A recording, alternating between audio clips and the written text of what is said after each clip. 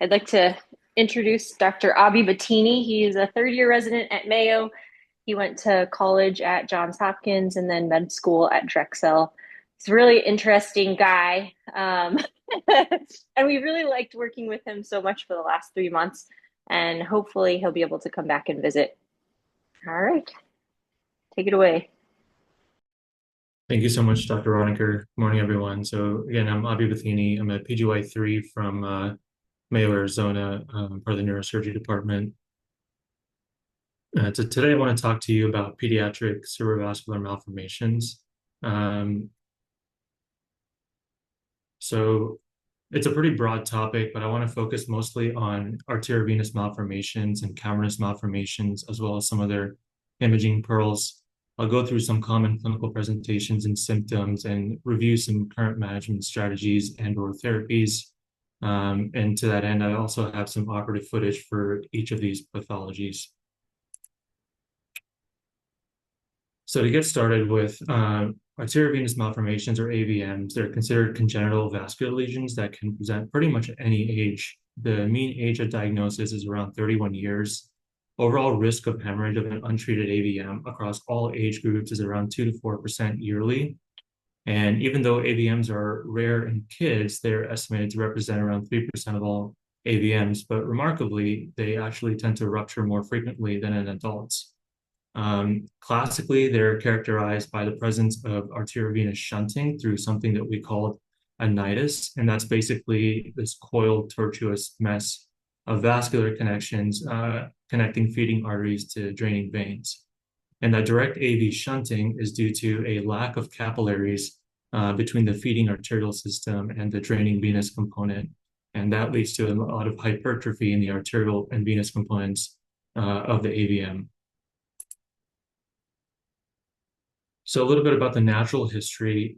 So a number of autopsy-based studies show that the prevalence of AVMs is estimated to be around 0.06 to 0.11%. And although AVMs are less common in kids, they're still considered the most frequent abnormality of intracranial circulation in childhood. And they're also the most common cause of spontaneous IPH in children. Pediatric AVMs can present with recurrent seizures and/or headaches. But interestingly, the risk of intracerebral hemorrhage in patients presenting with seizures actually tends to be lower at 1 to 2% per year. But in general, though, in peds, the natural history of AVMs is not very well studied, nor is it well understood. And this could likely be due to the oftentimes initial emergent presentation of these lesions. And so in peds patients in particular, the annual hemorrhage rate is around 2 to 10%, which again is higher than in adults. And the risk of re-rupture of AVMs is notably higher within the first 5 years following the initial hemorrhage. So I want to go into the imaging a little bit. And of course, for AVMs, we really want vascular imaging, but there is some advantage to cross-sectional imaging as well. And this really allows for precise anatomic localization of the AVMs with respect to surrounding structures. And so detecting AVMs really on non-con CTs can be typically difficult because they don't really exert mass effect. AVMs tend to replace rather than displace the brain tissue. And so in the absence of a thrombus or an acute hemorrhage, the attenuation of AVM on a non-con CT is basically like a pool of blood, if that. And so in the first image on the left, this patient presented with left-sided weakness was found to have an unruptured right frontal lobe AVM. Again, kind of hard to pick out on the non-con CT there. The image in the middle goes into the hemorrhage a little bit. And so this shows a hemorrhage in the right frontal lobe. And you can see that the hemorrhage just kind of pushed the AVM out laterally. And this is kind of consistent with an AVM. And then the image on the right shows another example of a ruptured AVM.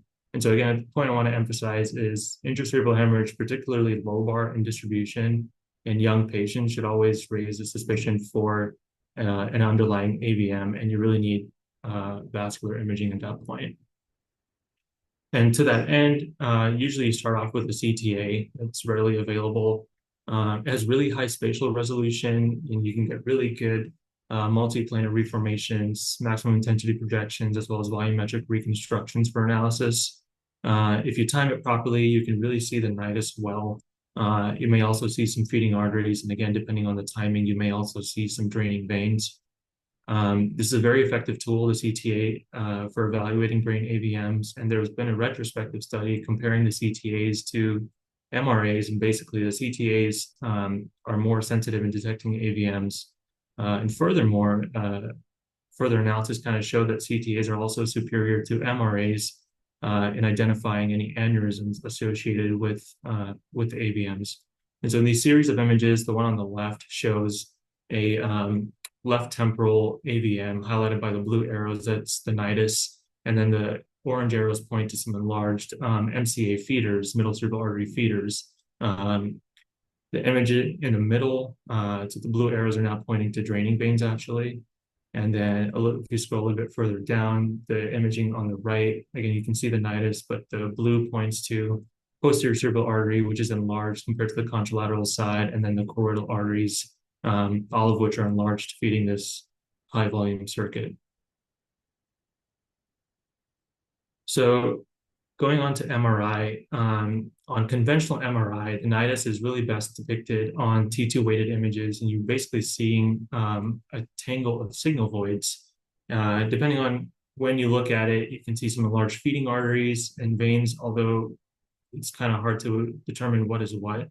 But those are, again, best depicted with truly dedicated vascular imaging.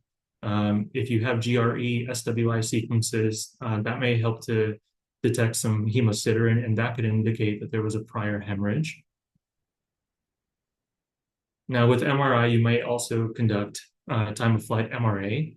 And one advantage is its ability to produce high spatial resolution images without administration of gadolinium contrast. But given their, pretty high flow rates, AVM, nidus, and arterial feeders, they're usually depicted as hyperintense vascular channels. And MRA is usually used as an adjunct for evaluating brain AVMs, but it has kind of limited usefulness in characterizing these AVMs relative to the gold standard, which is a digital subtraction angiography. And so usually you don't use the MRA on its own to guide treatment strategies because it's really neither sensitive nor specific to identify feeding arteries and draining veins. So if you want vascular imaging, this is really what you're looking at, digital subtraction angiography or cerebral angiograms. Again, this is the reference standard for evaluating and characterizing brain AVMs. These are pretty much unsurpassed in terms of spatial and temporal resolution. You can really readily delineate arterial supply, the nidus, as well as the venous drainage of the AVM.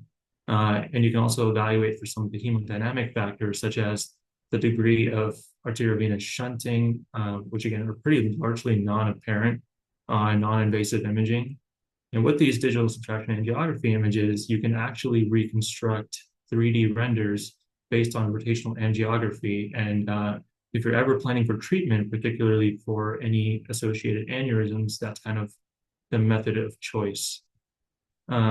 There are also some features angiographically of AVMs that have been associated with hemorrhage, and these include AVMs that have predominantly kind of central venous drainage.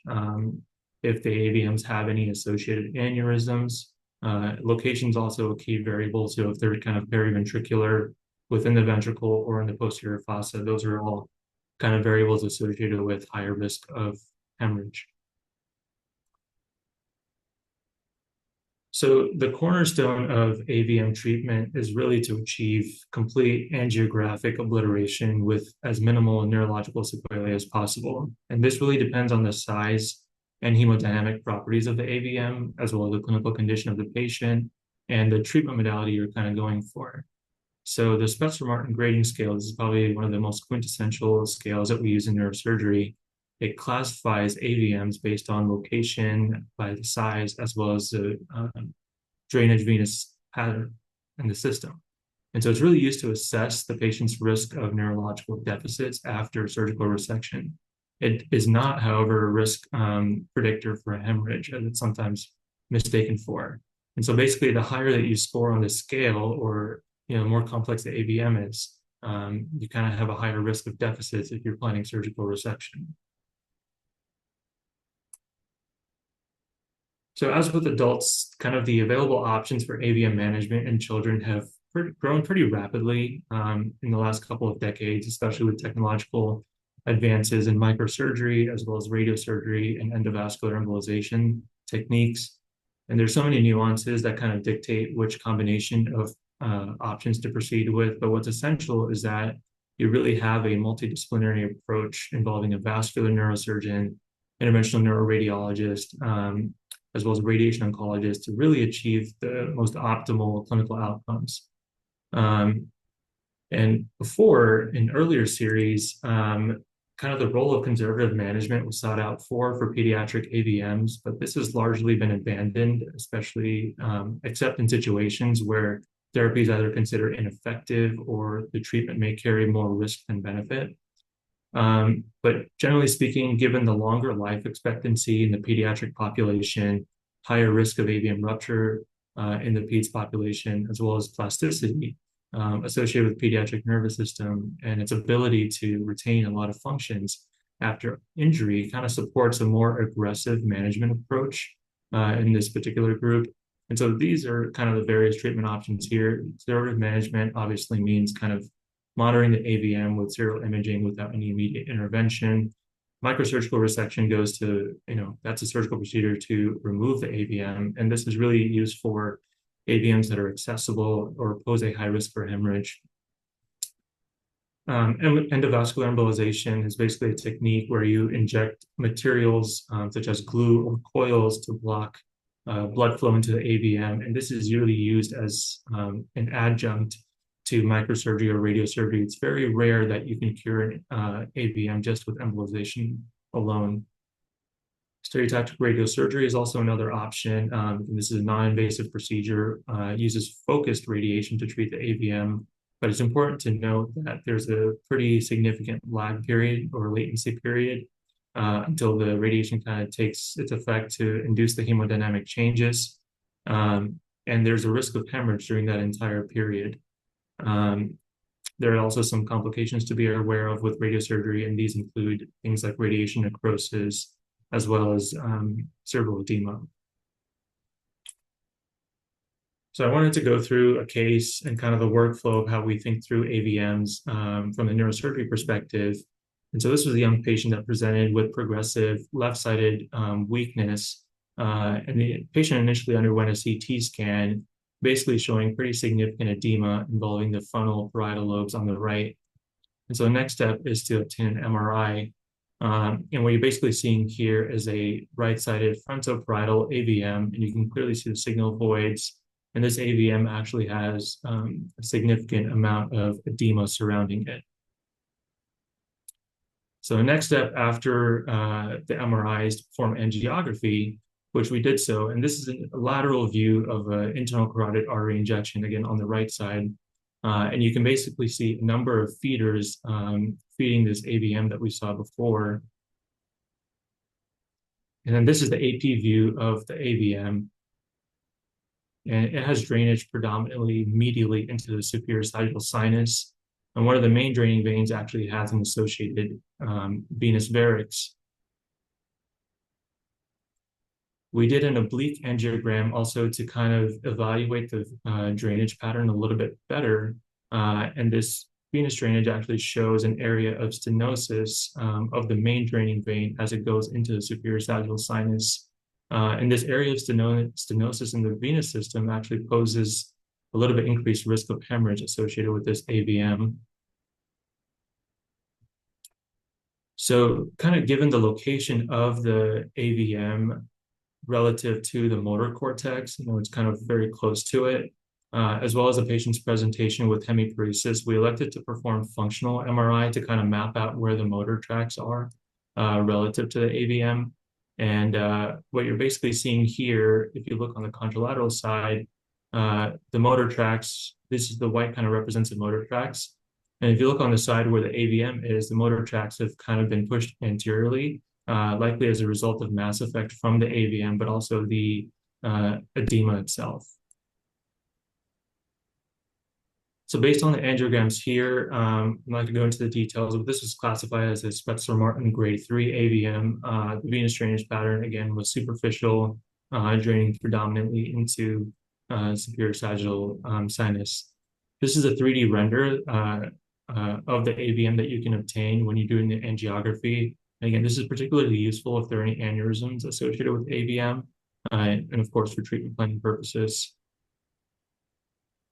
And this is the kind of stock images of the angiography itself, again, highlighting the area of venous stenosis and the venous varix, just as it's entering the superior sagittal sinus. So all of this kind of points to there being a kind of increased risk of hemorrhage associated with the AVM.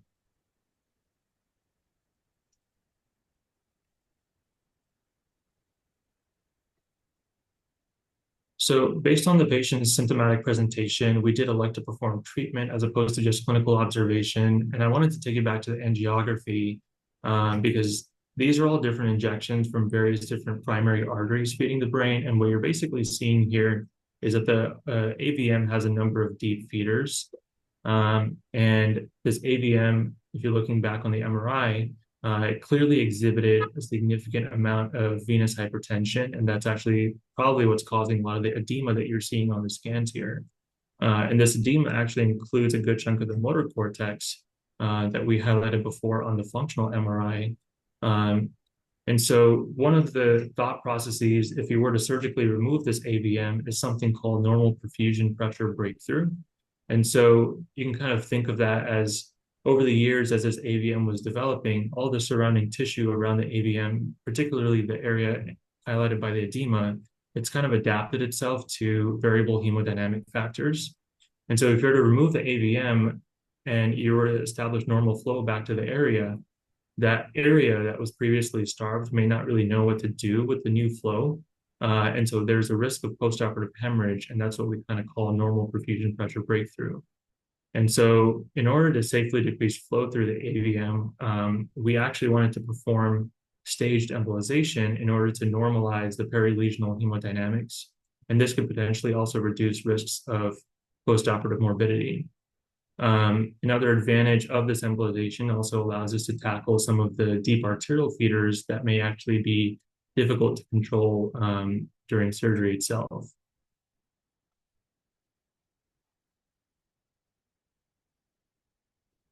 So risks associated with the procedure, of course, when operating on AVMs, the main risk is, of course, rupture, stroke. If you were to incompletely resect the AVM, there's always a chance for residual. As with any surgery, there's risk of infection. You can worsen the patient's symptomatic presentation, causing worsening hemiparesis. You can cause hemisensory deficits. And of course, we're going to embolize this AVM, as I mentioned before. So any endovascular complications also have to be kept in mind. And we didn't perform microsurgical resection just on its own initially for the reason I mentioned before, because of the normal perfusion pressure breakthrough. Endovascular embolization, as I mentioned before, it's very rare to be able to embolize and cure an AVM just by itself. Radiosurgery is another option, but again, I mentioned before, there's a pretty long latency period of around 3 to 5 years. And during that entire time, you have a risk of persistent hemorrhage. And then one of the key side effects of radiation is increased edema. And as we saw before, this patient presented with significant edema already. So you'd kind of be adding to that, and that would not be good. And of course, there's a risk of radiation necrosis as well. So this was the first embolization, and we performed these embolizations over 3 sessions at 6 weeks intervals in between. And so the main feeders that we targeted with the first and second embolization were the posterior cerebral artery feeders. There are various materials you can use to embolize. And so in this case, we used a glue type called onyx. And this was the second embolization here. And this is the third embolization. And you can compare to the previous slides, the artery feeding this AVM is much bigger. In this embolization, we were targeting the anterior cerebral artery. And again, because there was so much significant flow through this artery, we didn't want to use glue because we couldn't really predict where it was going to go. We therefore elected to inject coils as opposed to the onyx. And so after these 3 embolizations, we have postoperative MRI, post-embolization MRI, I should say, and you can basically see there's a pretty significant reduction in the perilesional edema. And the AVM has by itself also kind of remodeled itself after the embolization. And so this is kind of exactly what we wanted with embolization. And we wanted to normalize some of the hemodynamics. I think we were able to do so with this embolization. And in fact, by this point, the patient's hemiparesis had nearly completely resolved. And so the next step, of course, would be surgery.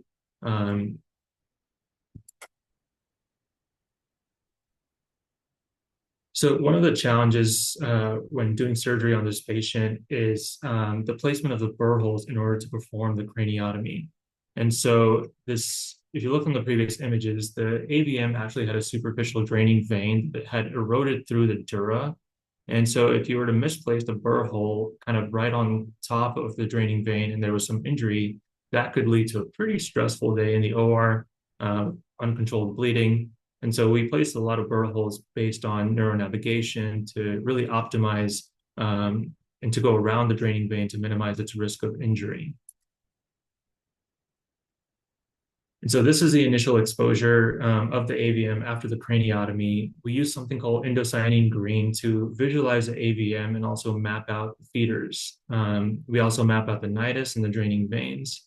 And so here we're now opening up the arachnoid layer. So the AVM now is kind of circumferentially dissected out, going from superficial to deep. And throughout the procedure, we use the ICG angiography to define where the arterialized veins are and evaluate for any changes in the hemodynamics throughout the AVM. We find the small feeding arteries and coagulate and ligate them. And a lot of these arteries have been exposed to high pressure for a long period of time. So sometimes it's kind of difficult to cauterize them.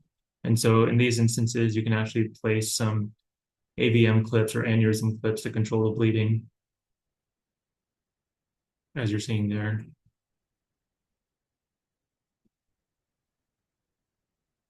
And so once we've obtained kind of satisfactory control over the feeders, a clip was placed on the inferior draining vein. This is not the main draining vein.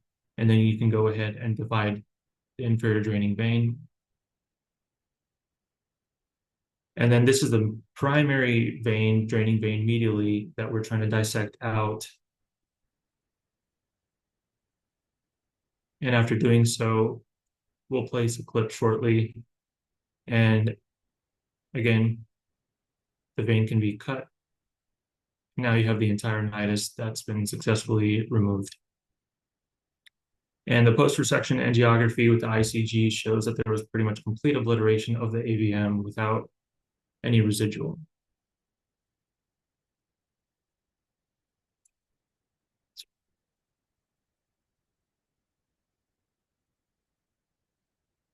And so after AVM resection, we also like to perform dedicated angiography to look at the postoperative outcomes. And based on this angiogram here, you can basically see that there's no residual AVM.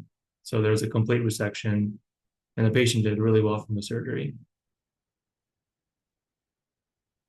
And here's an MRI as well with the contrast showing that there was truly complete resection of the AVM.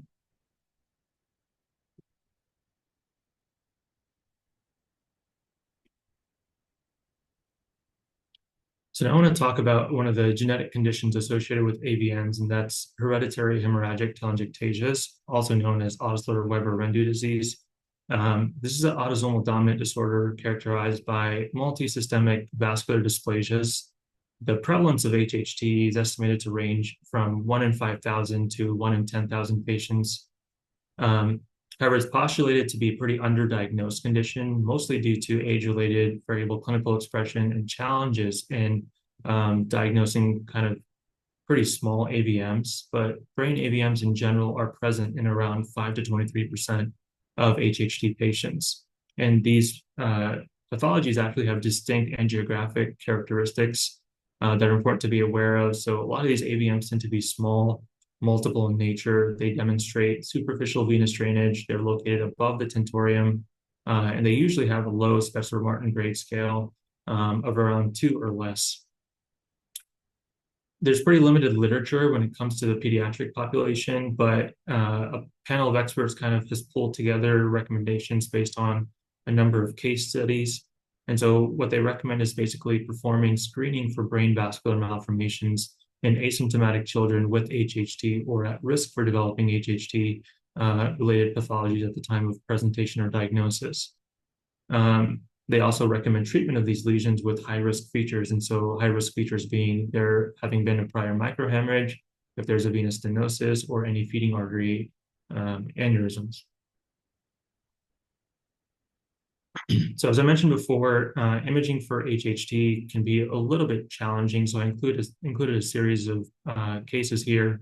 And so basically in the top row, you're seeing a right cerebellar AVM that's more readily depicted on the angiogram. So this is a lateral angiogram showing this AVM in the right cerebellum being fed by the ICA-PICA complex. And the middle row of images, this is actually a Vermean AVM. And this is an injection of the left vertebral artery. And then in the row of images on the bottom, and it's kind of hard to make out, but on just the MR with contrast on TTA, but there's actually a supratentorial AVM on the right side being fed by the middle cerebral artery, the distal branches of the MCA. So AVMs can also have a number of aneurysms associated with them. And these aneurysms are kind of classified based on the location relative to the nidus of the AVM. So these aneurysms can be classified as either extranidal or they can be intranidal, so located within the AVM itself. And the vast majority are, they kind of develop due to aberrations in the blood flow because of the AVM. So typically speaking, though, the presence of an associated arterial aneurysm associated with the AVM kind of increases the risk of a hemorrhage. There was a study done at Mayo a few decades ago looking at the risk of intracranial hemorrhage in patients with coexisting unruptured aneurysms and AVMs. And at 1 year, that risk of hemorrhage was actually 7%. And this is actually relevant for radiosurgery in particular. And so there was a study done looking at effects of radiosurgery in grade 1, grade 2 AVMs in the presence of an associated aneurysm. And this associated aneurysm was actually found to be an independent risk factor for bleeding after the radiosurgery. And in fact, the rate of bleeding after stereotactic radiosurgery in these patients with associated aneurysms was actually around 30% after 5 years. And these observations kind of underscore the importance of considering treating these aneurysms associated with AVMs, particularly in patients undergoing radiation, but also any treatment in general. And so in terms of managing these aneurysms associated with AVMs, it really depends on a number of factors, most often being rupture status. And so in patients with ruptured AVMs and associated aneurysms, it's really important to understand where the source of the bleeding is from. So is it coming from the AVM or is the bleed coming from the aneurysm? And the initial head CT that you get can kind of shed a lot of good light on this.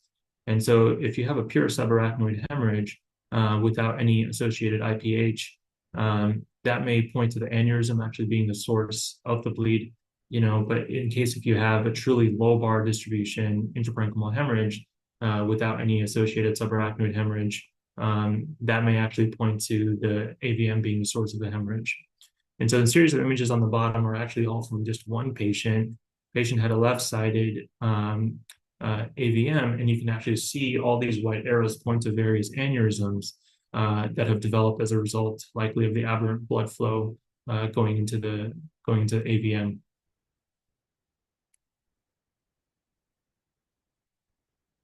So now I want to talk about vein of Galen malformations, and I think this is very, very relevant for a lot of the patients that we treat here at PCH. And so these are congenital brain AVMs that are characterized by the maldevelopment of the intracranial midline venous system. So vein of Galen malformations represent around 1% of cerebrovascular malformations, but they actually comprise around 30% of pediatric cerebrovascular malformations. They usually develop around gestational weeks 6 and 11.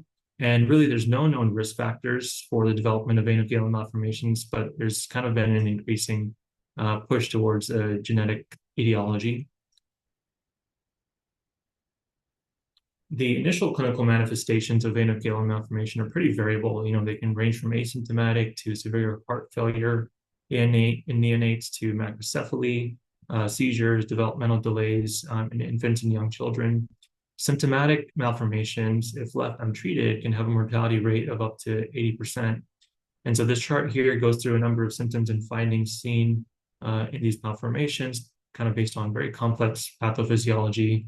And based on the presenting age, patients present with usually some combination of these symptoms. And I'm not going to go into all of these, but what I really wanted to emphasize is that although it's a cerebrovascular malformation, it does present with a wide array of systemic manifestations. So when I was kind of diving into this a little bit deeper, I kind of found it kind of hard to understand what the embryology was underlying the vein of Galen malformation development, but we'll give it a shot because it's actually really interesting. For simplicity's sake, I think the two structures really to know are basically the choroidal arteries associated with the choroid plexus and the median prosencephalic vein of Markowski, or NPV for short. And that NPV is actually a precursor for the vein of Galen. And so keeping that in mind, I included the image on the right to kind of show the relationship of the choroid plexus and the NPV. And this is actually an original schematic from Markowski himself that he drew. And so basically in normal neurovascular development, the developing cortex is actually supplied by a number of choroidal arteries that arise from the choroid plexus. And so this MPV also develops as a venous drainage system in the kind of the center midline area. And kind of as you get older, the cortical development tends to progress and it starts being fed by the primary arterial supply that we know of in adults, and that's kind of the ACA, MCA, and PCA.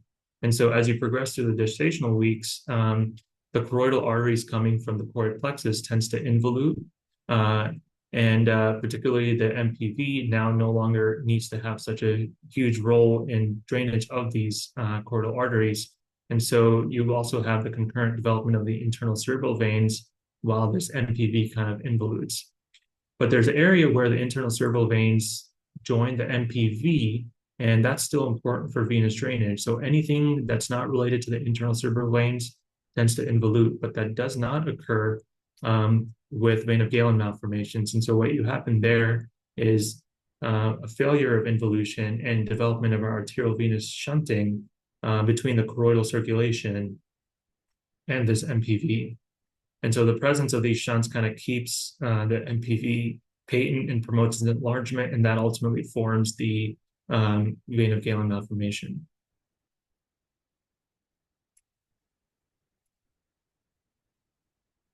I think this is a really good slide, a good reference to have, as it really nicely delineates the various neuroimaging findings that are observed with each imaging modality for vein of Galen malformations. And oftentimes you have a combination of these imaging modalities that you need to really gain a comprehensive understanding of these malformations. And so, for example, a brain MRI is really useful for evaluating structures beyond the vein of Galen malformation. And so if there's any injury to surrounding parenchyma, or if there's any hydrocephalus that needs to be addressed.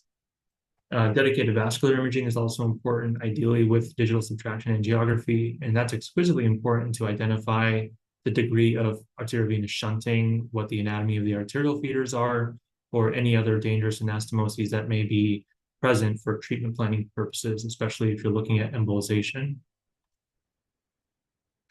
So in terms of management, the primary goal in terms of neonatal medical management is to stabilize the cardiopulmonary and neurologic symptoms until embolization can be performed.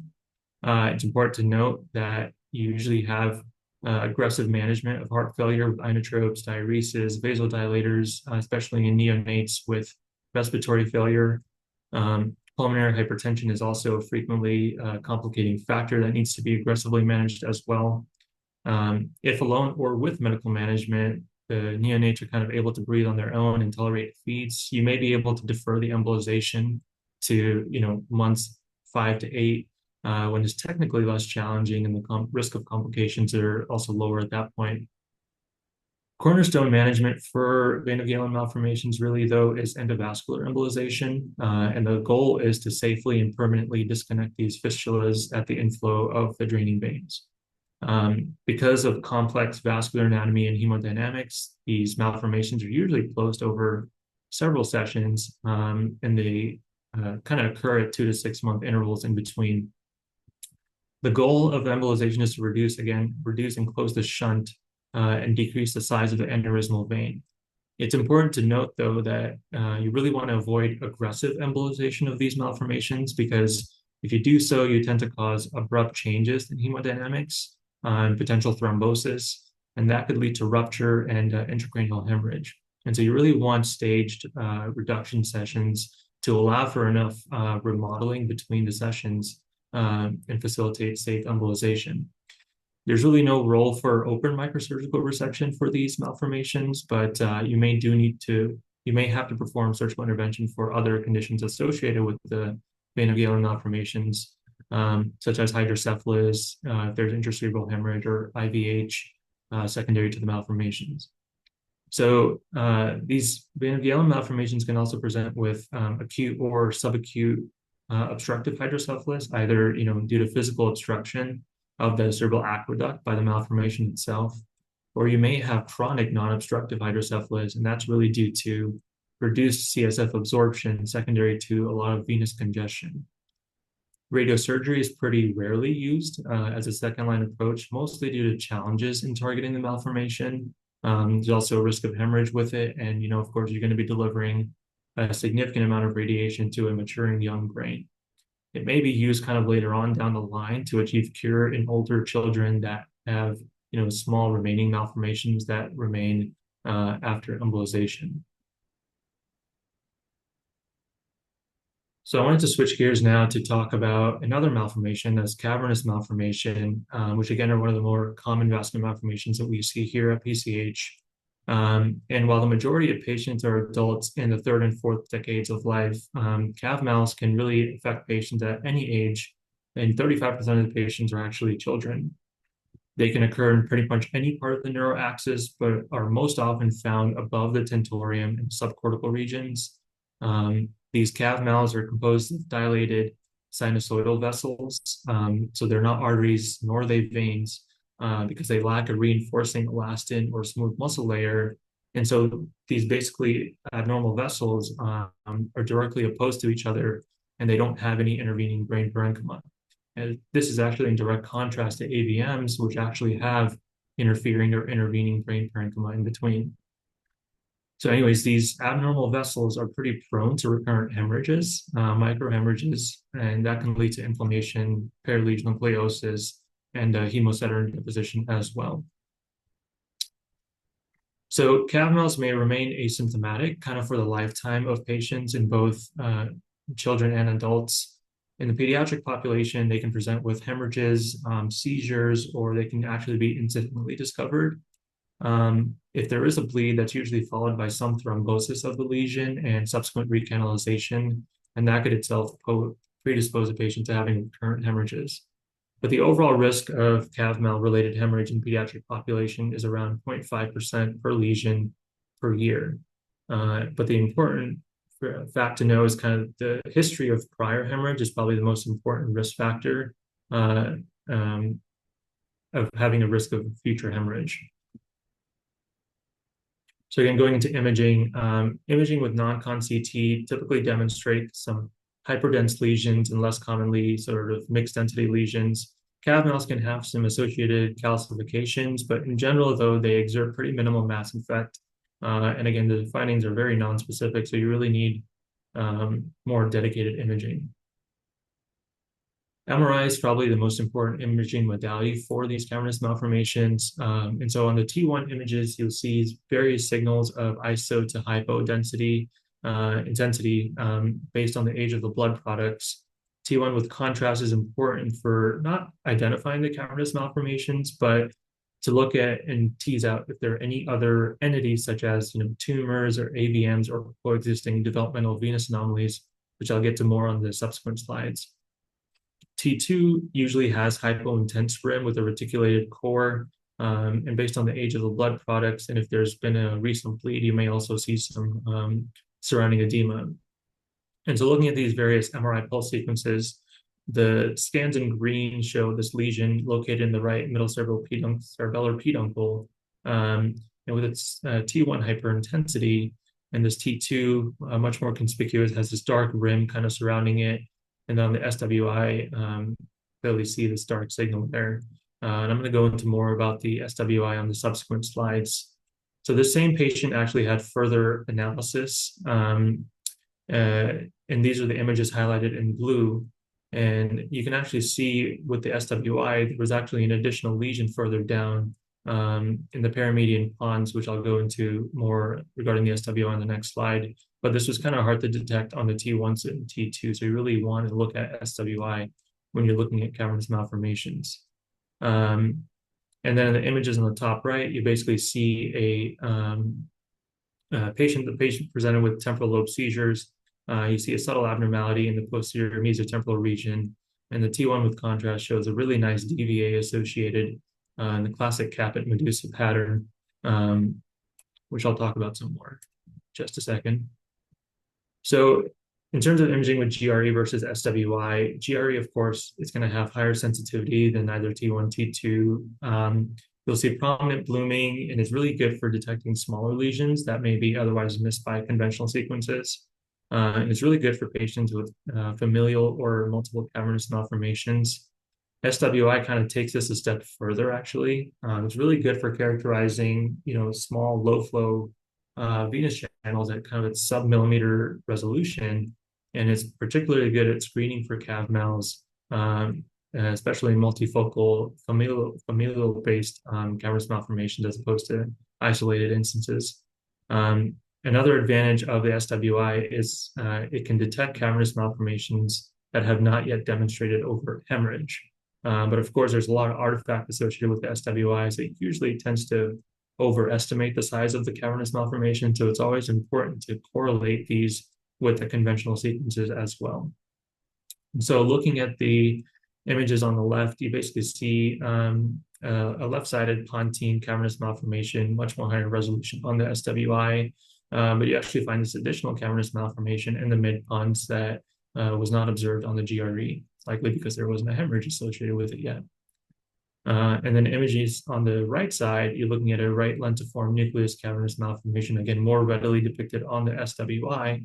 And you actually see this coexisting developmental venous anomaly kind of draining from the cavernous malformation that you see a little bit better on the T1 with contrast. So let's talk a little bit more about the developmental venous anomaly. So the coexistence of DVA and cavernous malformation is probably the most common form of mixed intracranial vascular malformation. Multiple studies kind of show that around 25% of patients with cavernomas actually have an associated DVA.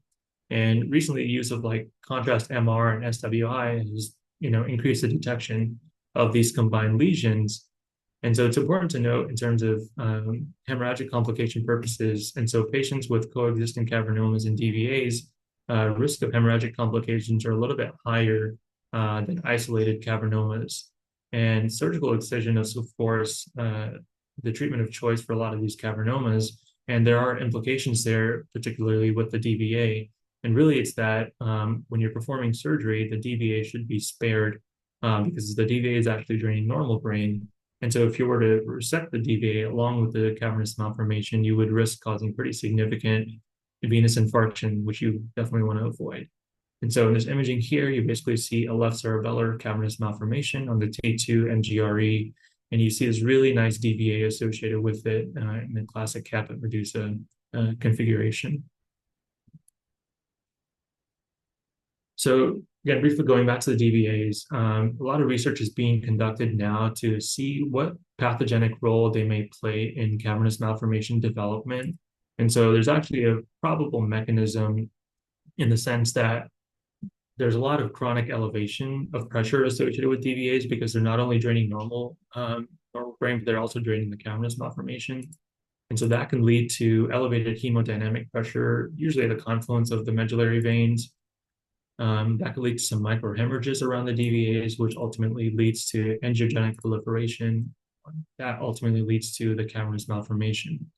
There's another study done at Mayo kind of showing the role in the intersection of these two pathologies in the sense that there's actually age-related increase in the prevalence of DVA-associated cavernous malformations among patients with DVAs. And that kind of suggests that DVA-associated cavernous malformations may actually be acquired lesions. So going into the surgical indications, this is by no means comprehensive, but surgical resection for symptomatic cav malins is usually considered in the case if there are multiple hemorrhages, particularly in eloquent areas of the brain that are associated with deteriorating neurological deficits. Other indications include severe symptoms such as, cardiac or respiratory failure. If there's also a cavernous malformation located within 2 millimeters of the peel surface. Over the years, the use of stereotactic neuronavigation and functional MRI, combined with excellent microsurgical techniques, really has reduced the risk of complications with most of these supratentorial cavernous malformations. In instances where you're performing the surgery to remove the treat seizures, you really also want to resect the hemosiderin ring associated with the cavernous malformation, and you can see that pretty nicely when you're resecting the cavernous malformation. Brainstem cavernomas tend to pose particular problems, mostly due to the surgical approach needed to reach there. It, of course, is going to have some very tightly packed nuclei and nerve fibers. And so if there's any, mass effect from a bleed or other fluids, and that can really crush and compress important nerve fibers. And so surgical resection for brainstem cavernous malformations, you usually want to look at if the lesion is abutting the surface of the brainstem, if there have been recurrent microhemorrhages resulting in compressive deficits, or if it's causing very viable compression of the surrounding structures. So cavernous malformations can be broadly classified as either sporadic or familial. And while sporadic ones typically present as sporadic or solitary lesions, the familial ones typically present with multiplicity of lesions and kind of very randomly scattered throughout the brain. And they usually follow an autosomal dominant inheritance pattern, and that's caused by a heterozygous loss of function mutation in either CCM1, CCM2, or CCM3. And so what do these mutations actually do? Like, what are these proteins? So these are actually expressed in the endothelial cells in the astrocytic end feet and pyramidal neurons. And so if you have any mutations there, you have a very insecure barrier, and that can lead to leaky vessels, ultimately forming the cavernous malformation. There's a two-pit hypothesis, and this is more of like a recent development that kind of serves to fill in some unanswered gaps.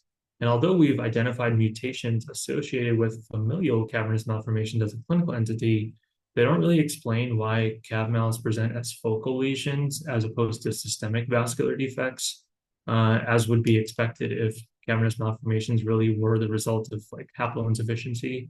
And this led to this hypothesis that you really need a secondary local event in order to initiate lesion formation and basically lead to a biallelic loss of function.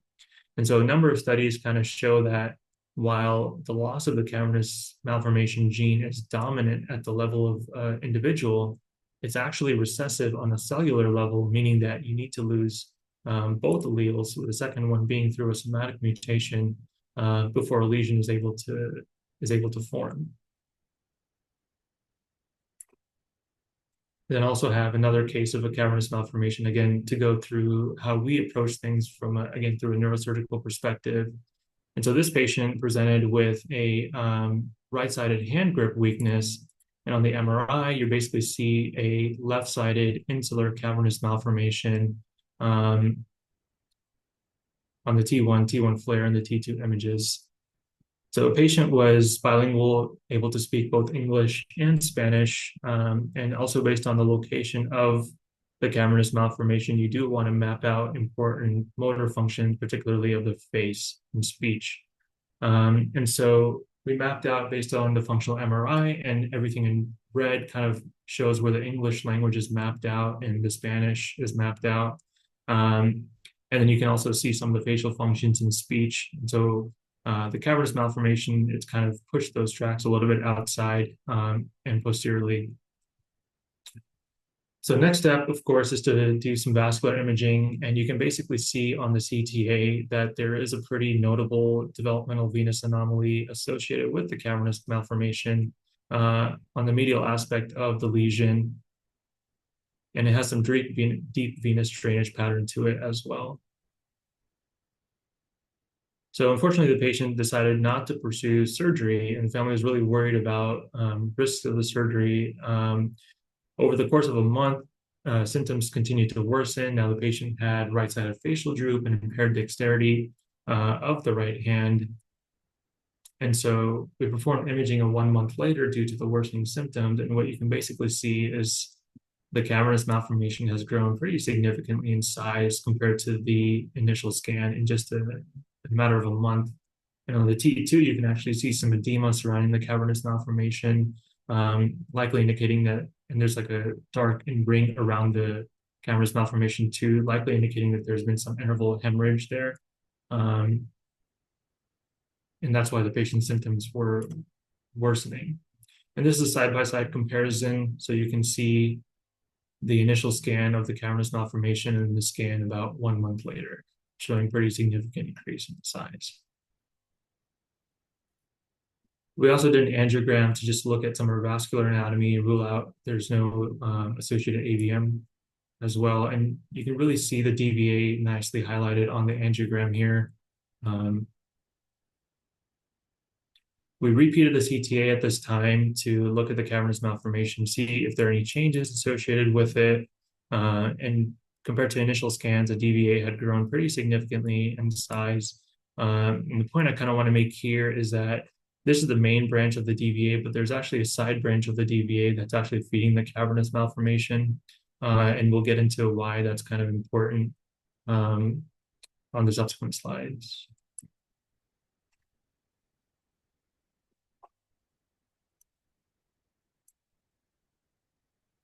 So we elected to pursue surgery now for this patient because there's been a pretty significant increase in the size. There's been more midline shift, development of the edema, and the patient presenting with more symptoms, more neurological deficits. So this patient underwent a left frontotemporal craniotomy for a resection of the cavernous malformation.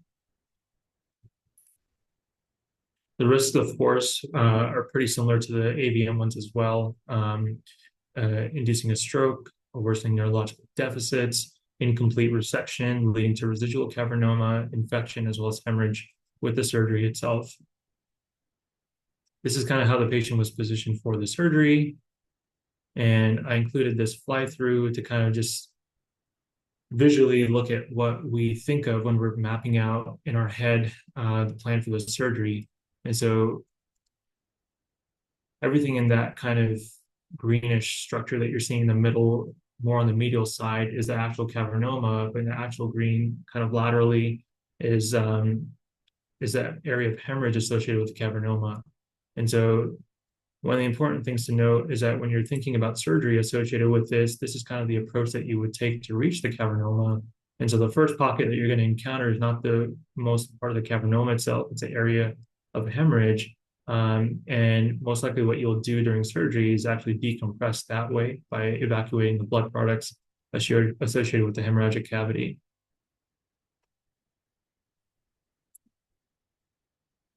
Here's surgical footage as well.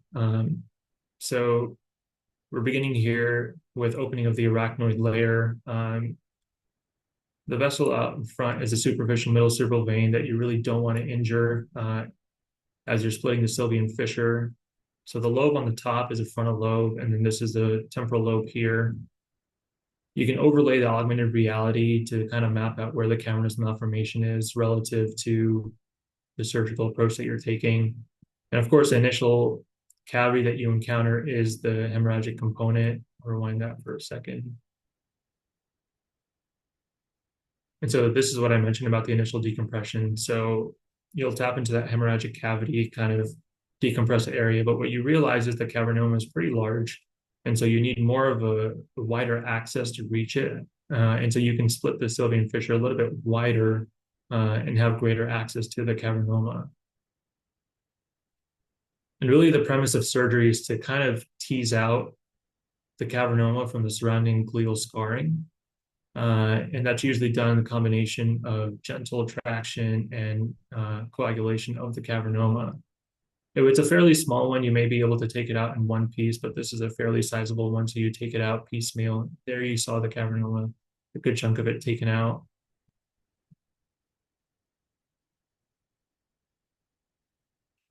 So as I mentioned before, there was a side branch of the DVA. So this part was actually feeding the cavernous malformation. Uh, this is not actually the main branch of the DVA. And so you want to disconnect the cavernoma from the side branch so you can go ahead and coagulate and cut it to free it.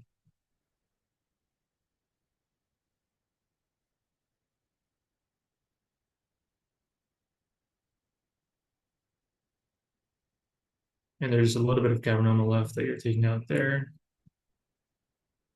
And in the depths, in a little bit, you'll see the main branch of the DVA right there.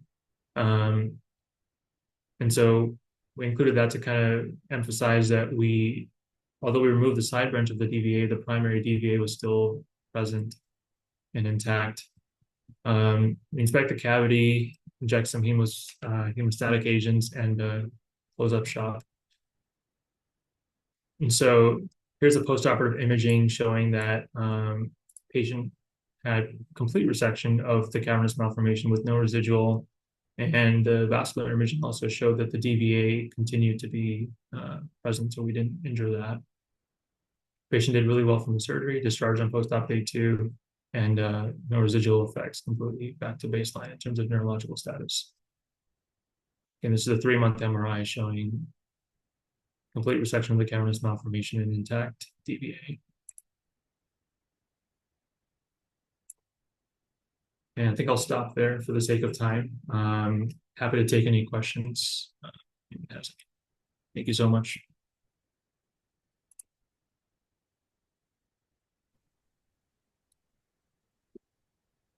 I mean, Abhi, that was a phenomenal tour de force of pediatric cerebrovascular neurosurgery. Really enjoyed it. I loved the videos that you included. Many of you probably know this already, but when you include surgical videos like that, that's hours of work that is put in editing those videos. So it's certainly not lost on me. I do have a question for you. So now that you've surveyed the landscape, let's just kind of go in the time machine. You're 10 years from now, you're an independent practice, and you have 2 patients on your schedule you're seeing that day.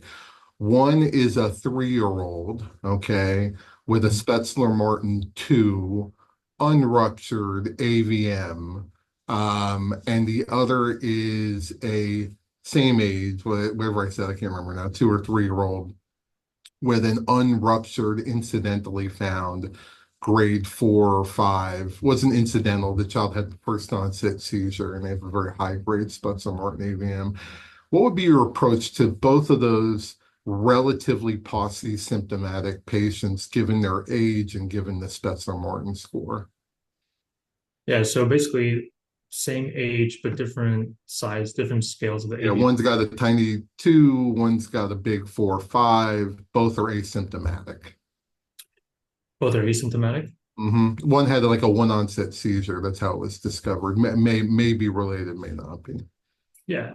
So I think you can start off with getting some dedicated vascular imaging, whether that's an MRA, as well as diagnostic imaging as well with the cerebral angiography.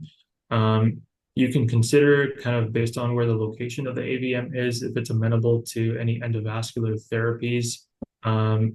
Asymptomatic though, you may want to think about surgical resection eventually down the line, if it's amenable to surgical resection. So we're gonna explore that a little bit because that's what I was interested in hearing about. So based on your analysis of the natural history data of AVMs in young children, which I agree it's poor, the Aruba data is the best we have, and it's not really great for children. So there are 3. When? Let's just say it's a frontal AVM. When would you intervene? How would you counsel the family? I counsel the family that, with pediatric AVMs in particular, there's usually, based on the best data that we have, there's a higher risk of rupture associated with it, kind of on a yearly basis. And the patient's fairly young, so that kind of risk of rupture kind of compounds very significantly over the few years as the patient gets older. And so likely looking at treatment of some sort, depending on what other comorbidities kind of exist. And if the AVM is kind of amenable to surgical resection, you may be tempted to kind of just address it head on if the patient is healthy otherwise and asymptomatic and kind of teed up from a medical standpoint. Okay. And then let's flip the pendulum to the other side. So let's say same age patient, if a completely unresectable, I mean, whatever I think some people call the Spencer-Morton 6 Yeah. That occupies an entire hemisphere. Mm-hmm. One seizure, what do you do? I mean, that's a pretty giant, gnarly AVM. So in terms of open microsurgical resection, I think your options are limited there. You might have to think about other options such as focal radiation. We have better technology now, particularly with proton beam, to kind of help with some of the radiation aspects to the other parts of the brain that you want to minimize. So there may be a role there. If you were to do radiation, you can observe serially over time changes to the hemodynamics.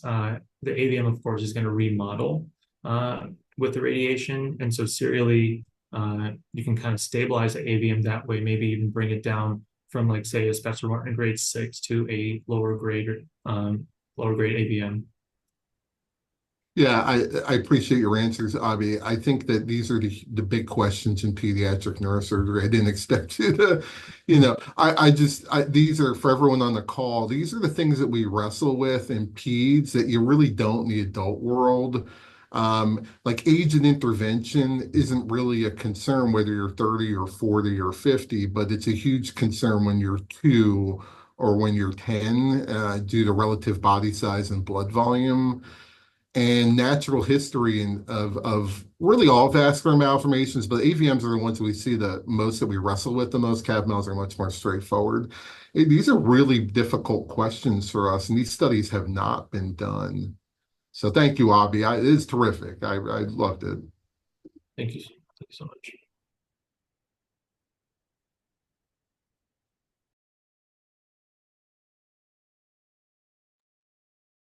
All right. Well, I guess that you and I stunned everybody into silence, Abhi. Nice job. Everyone have a terrific day, terrific week. Good job, Abhi. Thank you.